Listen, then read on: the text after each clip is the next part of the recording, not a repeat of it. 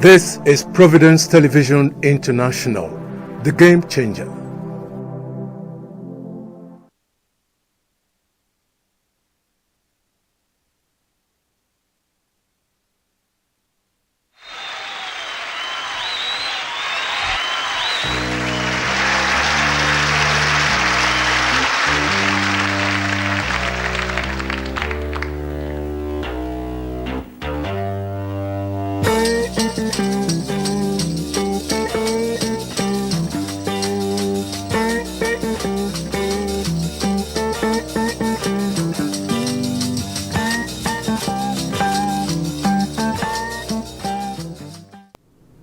Welcome to the special program, Providence Television International at 1.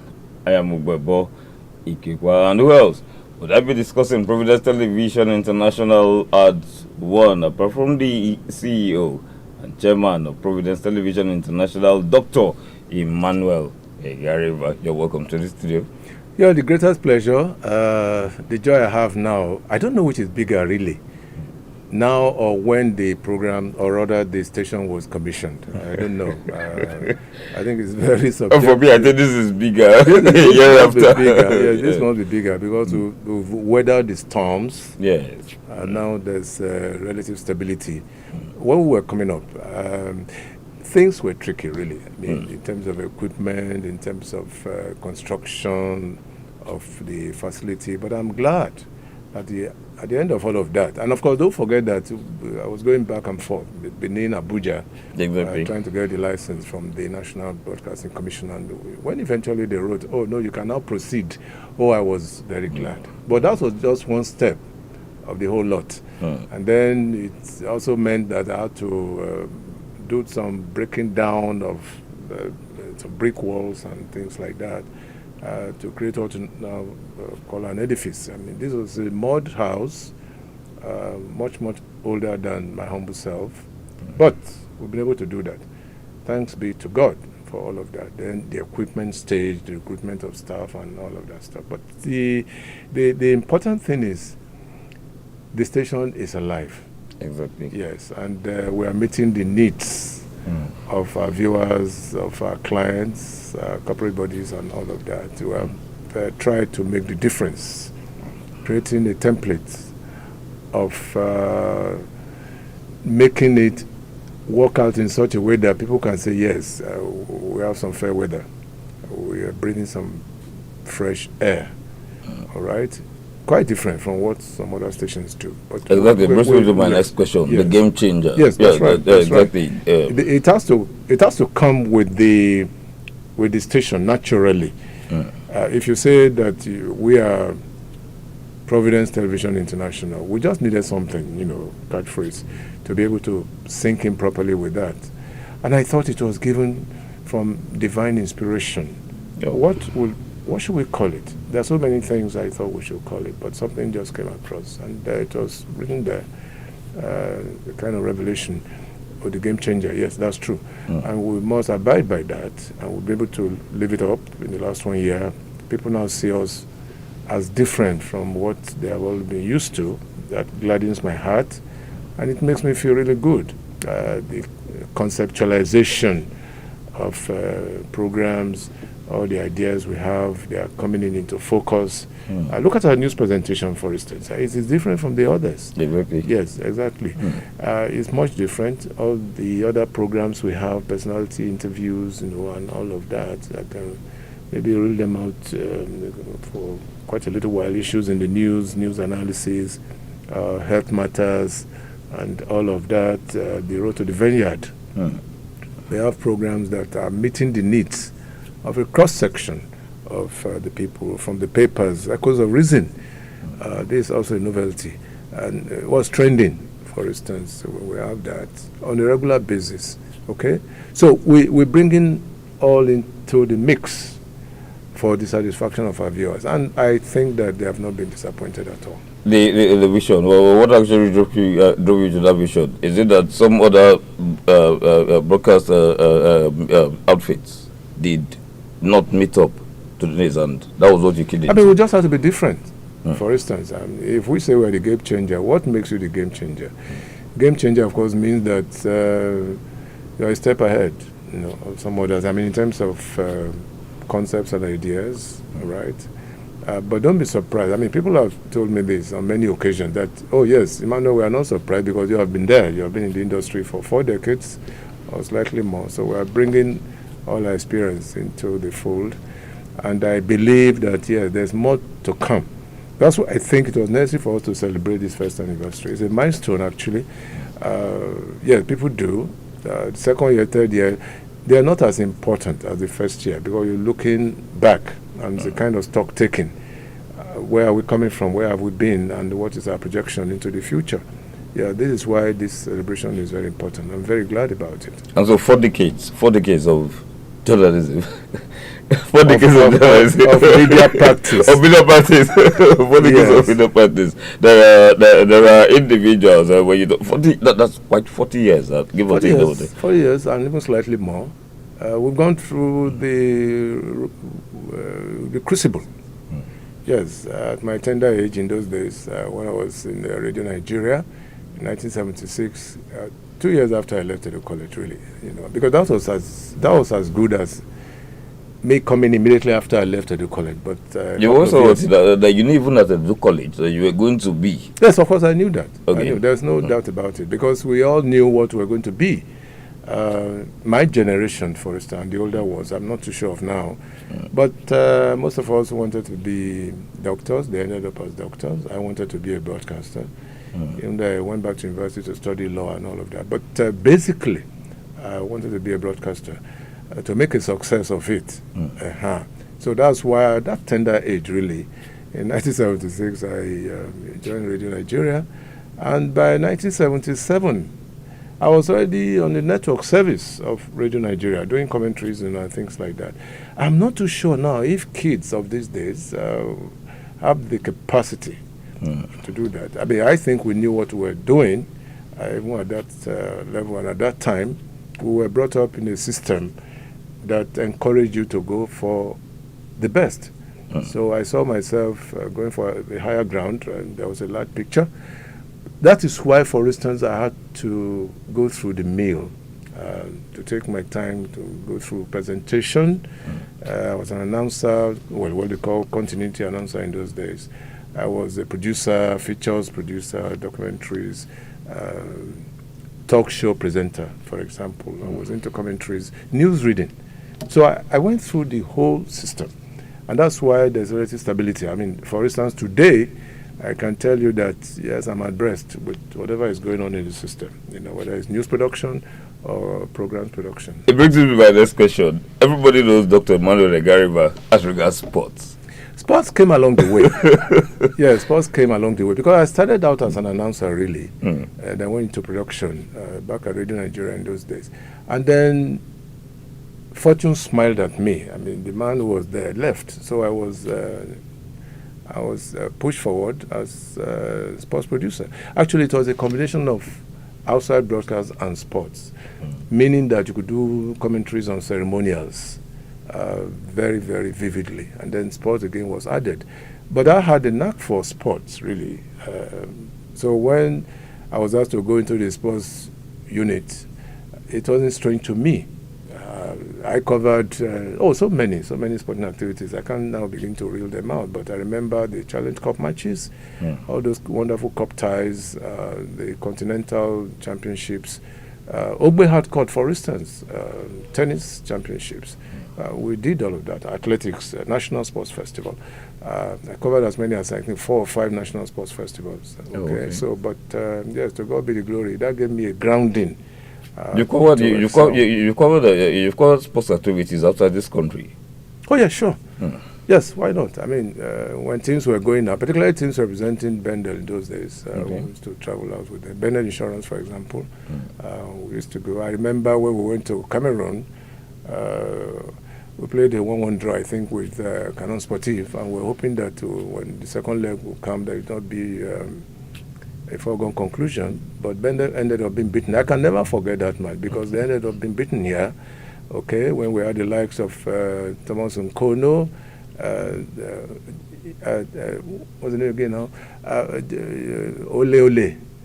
You know, so many great players from Cameroon who ended up playing for the national side, by the way. But Bello Inshawn was also a good side, you know, continentally. And I remember that match vividly because a lot of people apparently lost their lives. Yes, who were trapped in the commentary box. And for the first time, I saw what they call a kerosene bomb or something, you know, throw it to the commentary box because the people were aggrieved. Why were they aggrieved? They came from outside to beat Ben Insurance at home. Yes, I will never forget that match here at Ogbe Stadium, as it then was. And so we had a team of commentators in those days. I think we had, there were three of us, the late Tenant Okonkwo, the late Tulufato Imbo. I was here as the host. So we did commentaries on that match. I was also with them in the Cameroon, by the way. You know, so we had the opportunity of traveling quite extensively. I was in Europe with the kids, Samco Stars, which was quite an extensive tour to the Scandinavian countries, you know, and things like that. So, but I thank God that I was given that exposure through my practice, through my profession of radio in those days. 40 years, broadcast. At that time and now, you are still not just a broadcaster, you are a media operator. And at the end of the day, how would you rate it then and now? We have many more stations now. There were not too many in those days. In fact, now I think in Edo State we are talking about 9 more radio stations. In those days we had just about 1 or 2. Television station we had only the NTA and BBS television. There were not many actually. Okay, so but the situation is different now. But my pain is that the social media has its own flaws. You know, people coming around to do all kinds of things, highly unprofessional, because the basic training is not there for most of them, unfortunately. So that pains some of us, really. As I said, one went through the crucible. You had to go through the entire process, right? And so you were able to pride yourself as having obtained the best, I mean, in terms of knowledge and in terms of the ability to cope with certain situations. Yeah. How many people now can cope with emergencies? I'll give you an example. Creativity as well. Now, I went out to record something when I was in service. It was in the night. It was, I think we were in Bendel then, on television. And there was no light in the village. Something delayed us, you know, and then suddenly nighttime came. And I was going to do a recording because we had to come back to Benin that same night. What do we do? The light for the camera went off. But I just imagined that something needs to be done. And I asked the driver, put on your headlamps. Okay. Yes, and he did. That created a template for us. Wow. Yes. I just thought of it, that look, something just has to be done. Now, people really go out of the box today to do that. To do that. That's what I'm saying. So you must be creative, you know.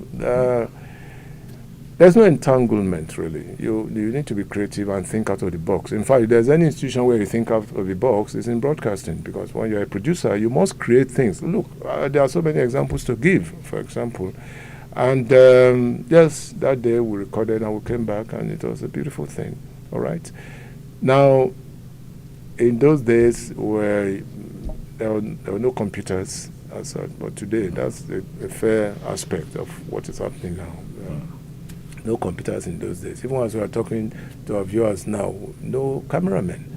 They wouldn't believe that. They wouldn't believe it. But there are no studio cameramen, but everything is being operated. That's why the game changer. Yes, exactly. You know, that kind of thing. And we are coming out with good pictures. So, but that's the way it is. I mean, we've gone through the crucible. We've learned through the whole system. Exactly. And I'm happy that, yes, I'm part of the game changer, the driver of the game changer. Being the driver of the game changer, the issue of censorship, what is your take on that? Censorship is in two folds. You can be censored by government or the authorities that have been, but you can also do what we call self-censorship. Okay. All right. Even when government is not going to be annoyed with what you are doing, you censor yourself. Okay. And I think that is even more alarming. All right.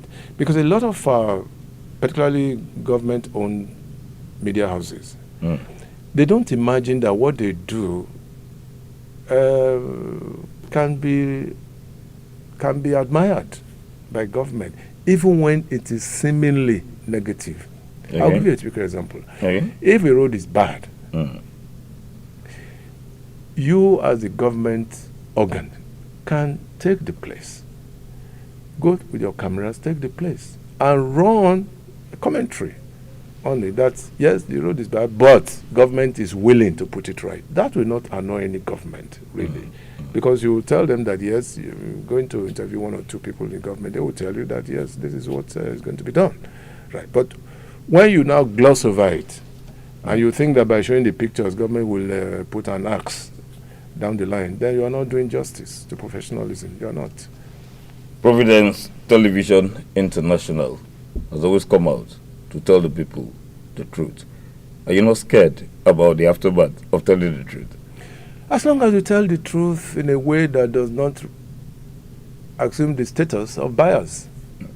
Yes, I mean, you will watch. I'm sure you have known that over time, that we stay in the middle. Right. We stay in the middle, and that keeps us safe.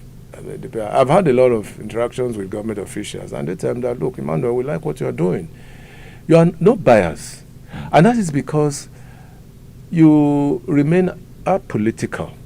You don't belong to any political party and stuff like that. Somebody even called me this morning and said, look, Emmanuel, you are not a politician. We like that, because if you were, we would have labeled you. You understand?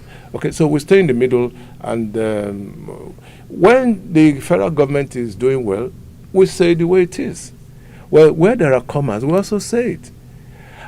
The truth is always the first casualty, or the last casualty, or whatever, but it's always the first to resurrect. When you say the truth, you must say it in a way that does not impinge on the freedoms of other people. That's what makes you a professional, by the way. And so, as the game changer, give or take our programs, whether you like it or not, they'll be able to reach out across continents. And then, from the accolades that we've been able to get over time, what do you think about this? Oh, it makes me feel glad. It makes me feel very happy from the letters we receive, telephone calls, text messages, WhatsApp messages. So we're very glad. Very soon I should go on holidays, I think, to some parts of Europe. I hope so. And people will be ready to receive me in their open arms. That's because we've been doing things.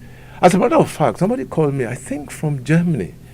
Yes, about a week or two ago. That it depends completely on this station to get what goes on in the homeland. Okay. Yes. Okay. I felt very happy about that. It may be short, okay, but we get to the point, right? Because we tend to tell the whole world about us. Yes, it's like telling the country to the world. And in the process, they get to know what is going on, okay? In our analysis, for instance, there's nothing to hide. We just say it the way it is, as long as you don't impinge, as I said, on freedoms. So, but yes, that's what it is. They are happy about what we are doing, and I'm glad about that. They are happy about some of the programs we do. They are even asking for more. Yeah, that's why, for instance, after this celebration, we are going to sit back, do some stock taking, and see how we can even expand the scope of our programming. To inject some freshness, more freshness. All right, and then it brings me to this. Apart from the fact of being scared, the issues are hit just there on the nail. And then, over time, Providence Television, so many people have come out to complain, you people do not follow the norm. I mean, that's why we're the game changer. As long as the ethics are not violated. Yes, professionalism is not violated. I mean, you asked me the other day, let me just tell our viewers. Look, in conventional formats, you have an obituary, or they put it to the last. Yeah, conventional formats. In conventional format, they put it because it's an obituary announcement. But some obituary announcement can lead. Exactly. Yes, can lead. If a head of government dies, that should not go to the back. Yes, an obituary announcement, XYZ is dead, put it in front because it is most important. Right. If somebody high up suddenly drops dead, and you know that person is in government, why must you keep it at the back? Why? Again, obituary announcements arising, for instance, from accidents or road crashes. Yes, somewhere at Ugbogui, some people died. That comes first. The governor is going to commission the project in Egwabazuwa. That comes second. Yes, because those people lost their lives. Lives are precious. That's Lives news. That's news. Of course, it's news. Yes, that's news. All right, and it is obvious that if you do that, it means that you are paying attention to human life. Yeah, which is sacred. Human life is very, very sacred. People have died, and because, well, the governor is going to commission a project somewhere, you put that first, and then you return the road crash victims. It doesn't make sense. It doesn't make sense. They say we are not following the norms, but we are following the fundamentals, the positioning of issues in the news. And because of not following the norms, just before we go, so many individuals have come out to tell me your boss is never ever scared about speaking the truth the way it is.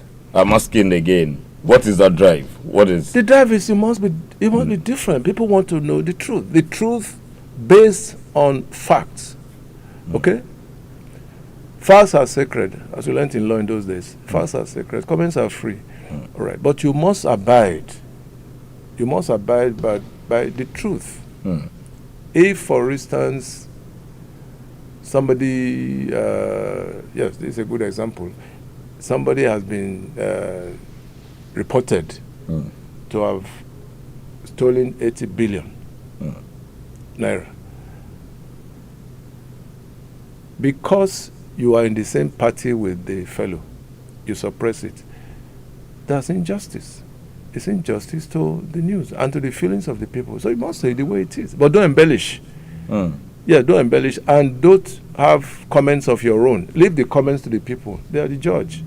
Say it the way it is and let them be the judge. Okay? And there are so many things you can talk about. You know, that is what makes us different from the social media stuff. Exactly. Yeah, Providence Television. Just 1 year. What do you envisage after the celebration? Yeah, we'll go on expansion. We want to expand by the grace of God. Everything depends on providence. Again, providence. Yes, and what is providence? God's ability to provide, divine ability to provide. Right. Some of these things we have done are not on our own strength. Again, to talk about what has driven me up to this point, 4 things actually: determination, resilience, tenacity, and faith in God. These are very important elements in whatever you do, and that those things have created an anchor for us. We rest on them as an anchor. So, but yes, the future, very bright indeed. Very, very bright indeed. Very soon we'll be on terrestrial platform, and to God be the glory. We also have a radio. Exactly. So many people have been asking, how come Providence Television International has come out with the radio station? Well, we'll give it to them at the appropriate time. Yes, I know many people have asked me that. You know, I say, well, step by step, because these things are expensive. Yeah, the equipment are expensive. Yes, and they are updated on a regular basis. I mean, if you think you have the best this year, in the next couple of years, it becomes obsolete. And you must keep abreast of some of these things. But we are very conscious of that. We want to align ourselves with people's expectation and their demands, because we are at their service. Without the audience being there, we will not be in existence. Yes, you can't be reeling out information to an empty audience, okay? But the people are there for us, and they like what we are doing. I enjoy it. Yes, and a lot of people, this will also shock you, a lot of people have asked me, oh, Emmanuel, so much work. Please slow down a little bit, because they know the pressure that I go through. And I tell them, look, I got baptized when I was the chief press secretary in those days. And thank God for that appointment. At my tender age then, I was just in my early 30s. And I was subjected to hard work. Hard work. Yes, because my principal, Governor Yegunde, was a workaholic.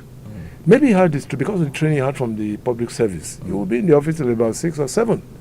and I wouldn't leave until he leaves. Exactly. You know, doing things, paperwork, and all of that. Do you have that? Do you have that in service now? With No, you don't. I mean, go all over the place. They are gone by 3-4. They are gone. You know, it's a different template we have now. But I thank God I went through that system. Okay. I really thank God, because at 6 o'clock, sometimes in those days, the ADC will call. Oh, there's a name, there's a code name. I won't mention that on there. There's a code name. Oh, is XYZ around? I say, yes, I'm around. HE wants to see you. Yeah. And I'll be there. 6 o'clock, 7 o'clock, I will be there. Why are you going to when the principal is still in the office? You won't go anywhere, okay? But this time around, go to local government offices. They are gone at 1 o'clock, 2 o'clock. You won't find anybody there. So the work ethics have not been preserved over time. Okay. But this is what has brought us this far. Because by 6 o'clock, 7 o'clock, I'm here. Exactly. I'm still here doing things, you know, producing things, writing scripts and all sorts of things. So people have asked me, how come Dr. Gary Vaz's voice is always during the news as the CEO? He puts in... It's, no, you cannot divorce that from what we are doing. I want to tell the people that, yes, and it's not common, really. Exactly. It's not common when you have the CEO doing things. No, but that's me. I'm still a practitioner. Yes, I'm still interviewing people. Oh, by the way, before we go, let us go into some of the programs that I hope the MCR is ready. Yeah. Some of the programs that some of these faces you remember that we showed on the station. Let's reel them out in the next couple of minutes. While we're waiting for the MCR to do that, let's go down to this issue, politics and the media. How do you separate it? Well, they are both complementary. Okay. Yes, the media must help the democratic process to grow. Okay. Yes, meaning that the actors, the political actors, must do things right. The media, in fact, should be on the side of the people. I've always said that. Yes, they must be on the side of the people all the time. Because if they are not, it means that they are subverting their role as the watchdog of the society. So, but they must work in tandem with what policies stand for. When you ask policies somersault, they must also say. Bringing me to the Freedom of Information Bill, there's something like that in Nigeria today. Is it workable? It's workable because, yes, why not? It's workable elsewhere. Why must it not work in Nigeria? If we adapt properly, it must work. And if the authorities will allow things to work, don't be scared of, my advice is that you shouldn't be scared of the press, you know. Because Napoleon, I think it was Napoleon Bonaparte who said it many years ago, that when you drive the media into the trenches, it becomes more dangerous. Yes. And one hostile press is more dangerous than 1,000 bayonets. Yes, he said that, and I agree with him completely. Yeah, if you drive the press into the trenches, then you are creating unnecessary enemies. All right, I think the MCR should be ready by now with those pictures that we've had as regards interviews at Providence Television that we've had over time.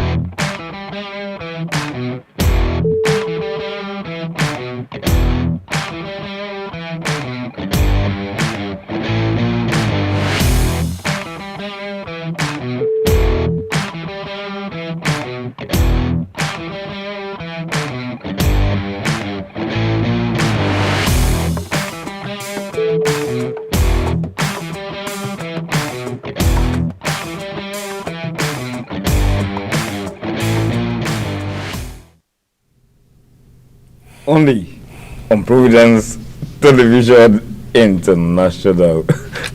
Well, great feeling of nostalgia. Yes, there are so many actually, so many. But we just thought that we could bring out those faces, or so many that we featured during the year, in the past 1 year, for instance. And the last two there had to do with the program we call Echoes of Reason. Okay, the first gentleman there was Pelé, the king of football, and the second, the irrepressible Bishop Kuka. Yes, we also featured him as one of the people on Echoes of Reason, which has become so adaptive, really. A lot of people love it. They just love it, and we'll continue to stay with it because we will continue to give them what they want, all right? So, but these are some of the faces. And it's a mixed grill. Education, business, entrepreneurship, child health, mental health, women's health. You saw them. The one by Professor Egegba on women's health, I think it was on infertility, and it went viral. The one on the Pa Bazwaye, the old boy of Edo College, the oldest living member of Ekuba, is going to be 101 now. And in the first 1 or 2 days, it went viral. Yeah, people are still keen into that particular program. So, but that's what it is. We are glad that we have come this far, and to God be the glory. I want to ascribe everything to God, really. He's my anchor, the anchor on whom I rest. Yes. And on this note, just before we go, the CEO has a partition. Well, the partition will still be on this. Actually, it's going to be, yes, I'll be right to say tomorrow, because tomorrow is Thursday. For instance, the 28th of August, that's what we're going to celebrate at St. Joseph. A lot of people have indicated their willingness to come. Let's just come and have some good time. There'll be good music. The speeches will be there. But then we also have a talk. The guest speaker, of course, will be Barrister Dr. Abayiwana, Sagi Abayiwana, a very wonderful activist. He was in the mold. He is in the mold of people like Wole Soyinka and the rest. And Falano. Yes, you can't hold him back. He's going to give a talk on a prominent national issue. And then we're going to back. Pardon? I said we shouldn't let that out of the bag. No. That's kept yes, to our hearts. But I know it's going to be an issue that people will love so much. Yeah. He has not even told me anyway, so that's what it is. But of course, we're going to have the anniversary cake. Yes, and people will be invited to have a chip of it, and they'll be doing us a word of good if they can also reciprocate a good gesture. All right. The chairman, of course, will be a great friend of mine. He's Professor Osagai, Dominic Osagai. Yeah. He's the medical director of Modik. Yes. Yeah, Medical Center in Benin. A great man, wonderful man indeed. And he's so humble, extremely humble, but very intelligent. In fact, one of the best professors of child health we have in this country. He's a professor of medicine and child health, but he's going to be the chairman. And he's been asking me, "Oh, Emmanuel, we are coming," that kind of thing. Exactly. I hope we will come with some of his friends. So, and don't forget, within this period, yes, I shouldn't forget to mention this. I established, again, this is the first time such a thing is happening. Yes, we have a platform called Friends, Providence Television International, and this is a mixed grill. We have academics, we have lawyers, we have judicial officers. They're all there, close to 400. Yes, friends of Providence Television. That was at the last time you checked. That's the last time I checked. I think it was over 500. Well, it is growing by the day. Growing by the day. We are happy about it, but it has brought a lot of people together. In fact, a lot of people have met there after so many years in between, on the same platform. I think it's the first, yes. We are the first to do that. In fact, that's what it also explains why we are the game changer. Exactly. Yes, there's no television house in this country that has done that. All right. But we have friends, good friends of the station, and we talk about all kinds of things, national issues, and humor and stuff like that. But there are guidelines. Yes. There are guidelines that there are set rules and rules of engagement. No foul language and no pornography and all of that. Yes, and people are abiding with that. I'm happy that such things are happening. When you have a veteran running a station, what do you expect? That is why we are the game changer. Thank you so much for staying tuned.